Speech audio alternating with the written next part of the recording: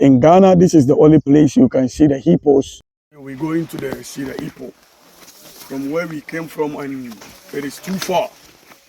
It is no easy task. It is a lot of journey, and the road is a little bit slippery, and the road is just a small road like that, and sometimes you cannot even drive your car in. And they say the hippos normally, they come up down here to feed. You know, sometimes they come at night. So when we're going to see the hippo, this is the little boat that we get. Which one? This one or this? Oh, you're gonna use two. You go to the thief. You go to the other one. This one? Yes. Okay, like this. Okay.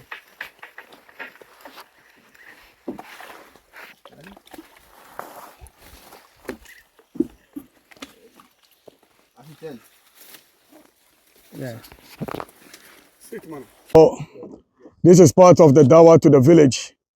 And inshallah, today we are here in the Upper West region, Wichau.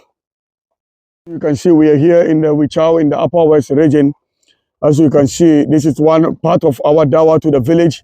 And today we are in the Wichau, and we're moving up a little bit, going to see the hippos.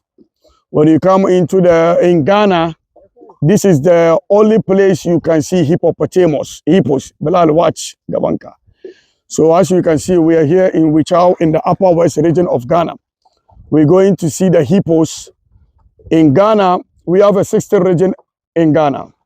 And the best place you can see the hippos is in this town, in this place, in Wichau, in the Upper West region of Ghana.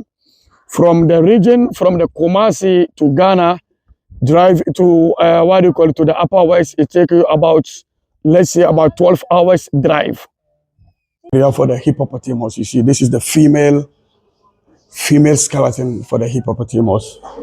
Come and show this one. This is the male. They say this is the male. So, and there's another one. They say this is the skin for the hippo. I don't know if this is a baby or this is a monkey. Quay. So what about these skins? For the hippo? This is the shoulder blade for the hippo.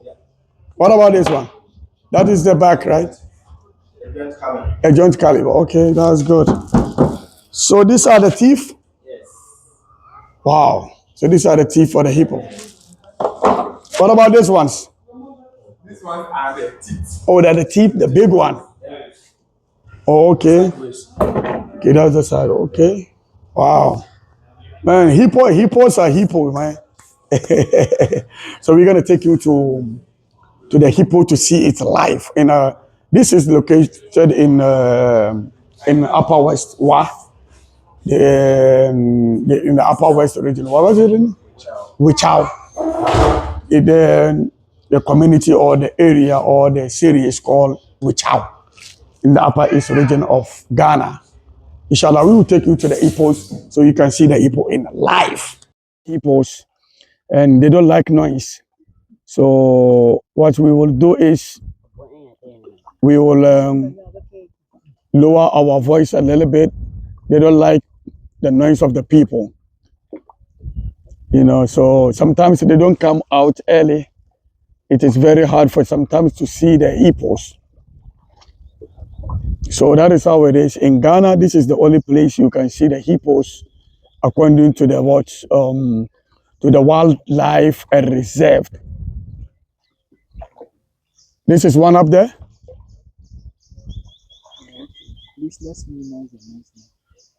Okay. Oh, okay. So what's she doing? Huh?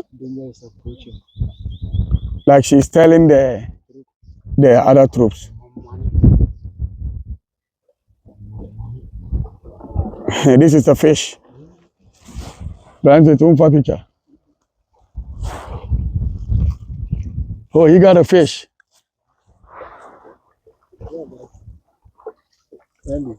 No. Say I can. So as you can see, show them the hippos up there. You see them? They're hiding.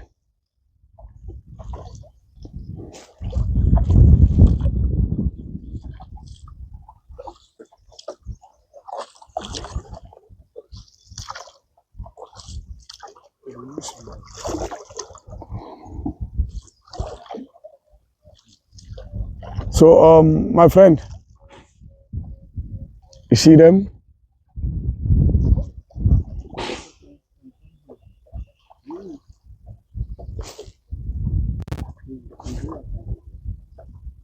Francis, who draw picture no? Me and we can get. So when you go there, they harm you. They come and harm. Oh.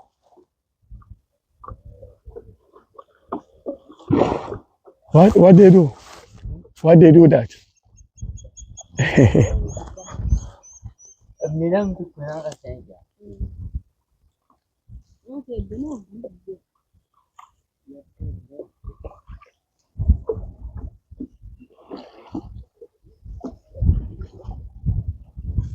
So we're going to stay here. Wow. Just one less than a minute and come here. So what I'm saying is, so do they attack people when they see people? Just one hour and a half. Standing to live there now.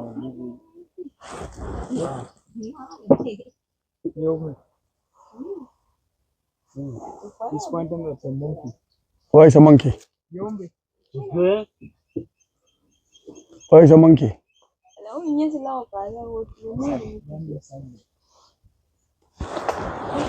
So these are their paths. So this one is press. Huh? When they pass in here, this one. Oh.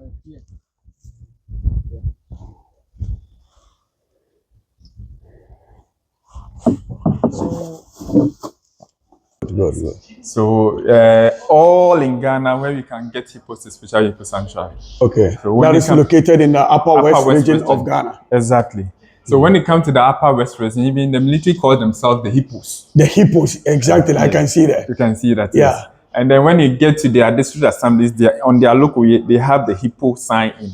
So that serves as a symbol of unity that binds the whole Upper West community together. Okay. Yes. So when it comes to Wichau here, we have the military base here in Exactly. Wichau. Yeah, I saw the military Yeah, we base. have the immigration and all the forces here. Yeah. Now coming to Wichau, it has a very nice history behind it. This is the Hippopotamus.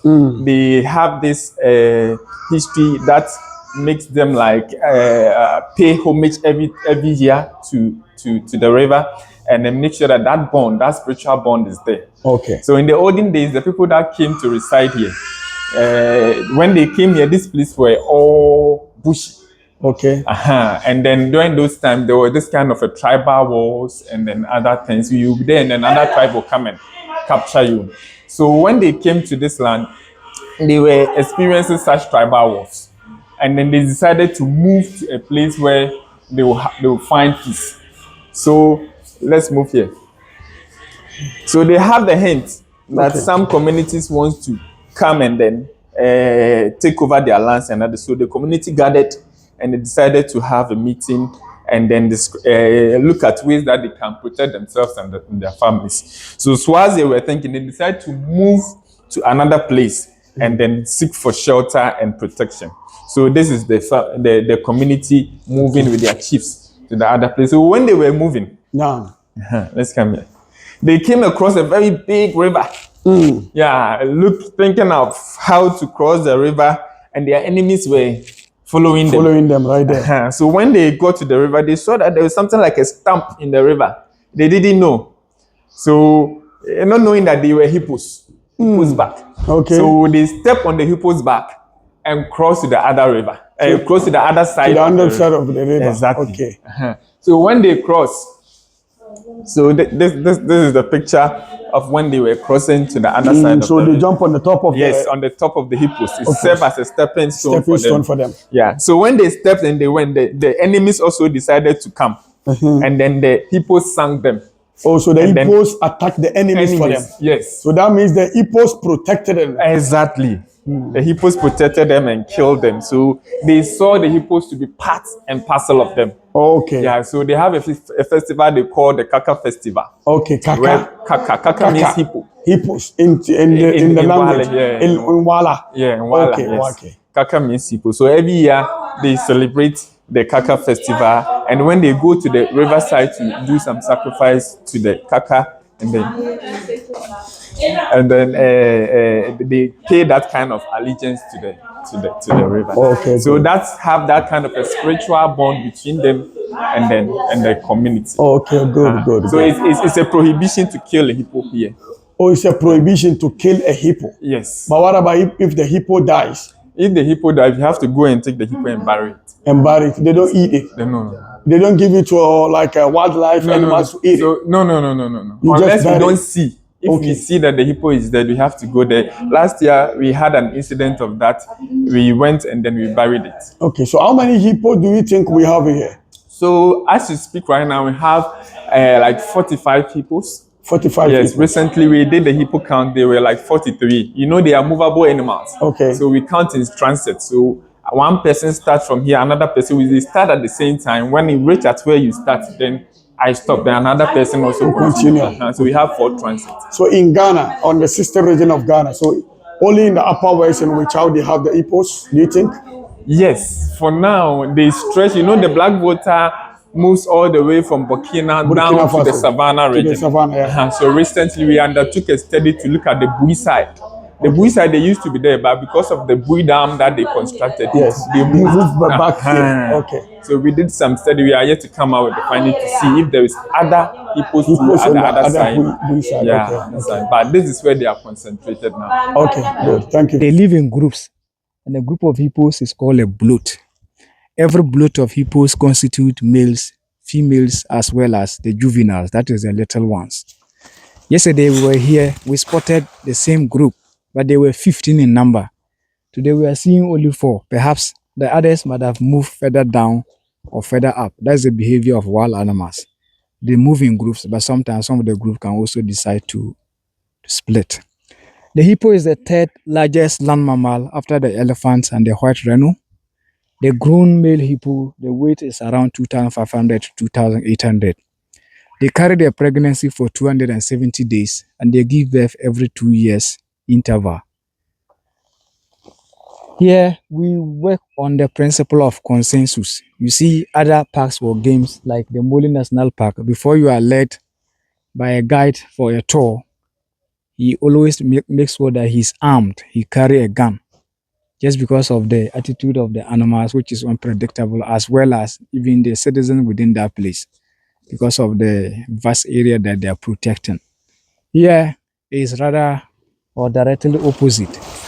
Here we work on consensus. The way I'm taking my time to let you understand how things happen is the same way we go to the communities to let them understand. Here, this was our only source of drinking water 20 years ago, particularly those people that are residing alongside the belt of the Black Volta. But now, thank courtesy of the Hippo Sanctuary, now every community can boast of 2 boreholes, and every borehole is drilled not less than 30 meters deep, so that when they pump water, you can have access to clean drinking water. That's one of the social interventions that this thing is given to the people. So our main livelihood here is just peasant farming. When we hear vulnerability, it appears as if this is where the seed was planted. Some of our households, even acquiring 3 square meal a day is problematic. So we are into peasant farming. Few of us also do fishing. All the boat we are sitting on, we use it for fishing purposes and the tow as well. So we normally sensitize the people onto where you should deposit your net or not. Places that are so deep, normally that is where they leave their net. If it is a very shallow place, when the hippos come in contact with your fishing net, it's just going to be damaged beyond recognition. So we tell them all these principles. Another issue that we make sure that we educate the fishermen is also net cast. You stand on your boat, you throw the net anyhow. It disturbs the surface of the water, which will intend to compromise the visibility of the hippos or the animals. Here, the depth of the water affects the visibility of the animals. You see, The water doesn't have color because of the new water that have come inside. The whole of this place is very rocky. That's why when one use the front legs to step on it, you see half of the body. Here is deeper than the middle. That is why they are within that descent. If you go outside this particular area, the main middle of the descent, the depth is around 5 to 6 meters. So they are actually very wild animals. When you worry them, they worry you. Me, anytime on my tour, what I take as an ultimate priority is the security of the tourists and myself. That is the paramount thing that I do. Getting further closer to this, and there are two things involved. Either they run away or they come in contact with the boat or the human beings, which will not be too pleasant. So you see, they were here. As we try getting closer, they move to the middle or the other side. That's how it is. When it is critical, they will now try to see how well they can protect themselves. The defensive mechanism the hippo have is just the horn. How do you call it? The teeth, because they lack horns. So they possess the teeth for protection or for defense. Monkey. When you see the teeth, it's always very long, just like that of my hand. And when we are leading people to see them, we don't actually tell them how we are going to meet them. The only assurance we can give you is that this is the best time you can see them. But the behavior there, I can't tell you.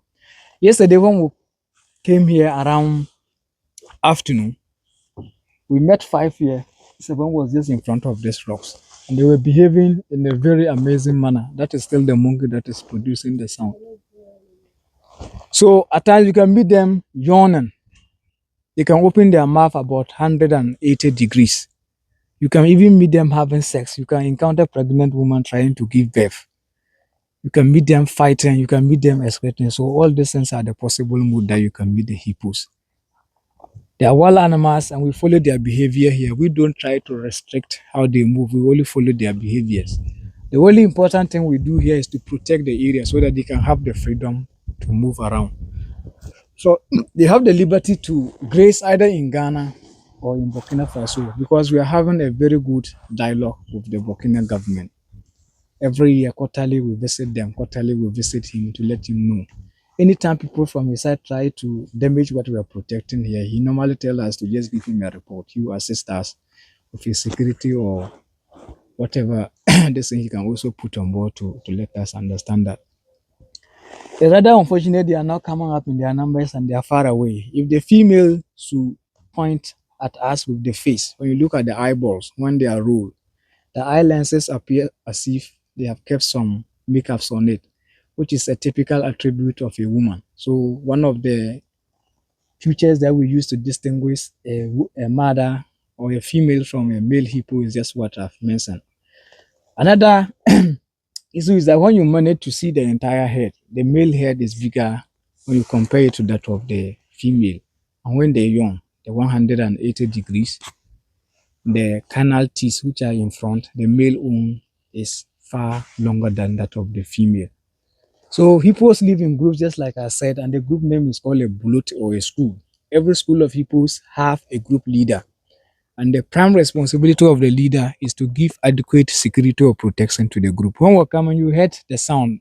Yeah. I heard you asking that guy. That was the group leader giving a signal that danger or people are approaching. So somebody should be alert. If there's something, it will prompt them to be going there while it will now come to defend the other groups. So that's how we operate. We are into ecotourism. Then the benefits of the project goes into the populace. Indeed, it's 20 communities that came together to establish the hippo sanctuary, and they are benefiting out of the conservation or the protection. That is why whatever I'm saying here, what they are doing and the other people that you met at the office, we are all into volunteer work. Nobody is paid for our services that we render to people. However, the place that we protect, the proceeds goes to change the people. Imagine somebody who used to drink water or this type of water now have access to borehole. It's a good social intervention for the people. So this is how it is done. You could see when you get to the office, you were there for some minutes before I arrived because we do other things. When people come, we volunteer our time to come and lead them into the destiny. It's not like a national park which is being owned or run by the government that they generate a lot of revenue and now pay the staff. Our own is about commitment, dedication, as well as when you are passionate about conservation. So that is the hippo sanctuary for all of us. I said the hippos are our main attraction. We It's also water. have few Okay. birds available. The core zone is also another place that we market to people when they're interested. We take you through to explain the variety of plants that we have and how we drive economic and medicinal purposes through those kind of species. That is also another one. The culture of the people is equally marketed if you are interested. The dominant tribe here are the Brefos or the Lobis. They migrated from Burkina Faso and Ivory Coast into Ghana. We want to learn much about them. That is also another package. So, in a nutshell, that is what we do here as a tourist site. And the challenges there, you don't need to wash your face before you see them. You can see them. It ranges from the office all the way to our road and even to the river itself. So that is it. Ladies and gentlemen, without much ado, I would like to terminate my lesson. If there are further things somebody want to ask, you are having the liberty to do so. And thank you so much for your cooperation. Thank you very much. Work is always about cooperation. When I say do this, and you understand, fundamentally, at the end of the day, we have a very successful tour. Thank you.